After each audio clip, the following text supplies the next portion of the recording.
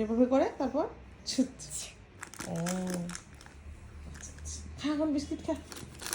জাদু দেখানো শেষ, তাতে এখন স্কুলে চলে যাচ্ছে। আর তাদেরকে স্কুলে পাঠিয়ে দিয়ে আমিও স্নানটা সেরে নিলাম।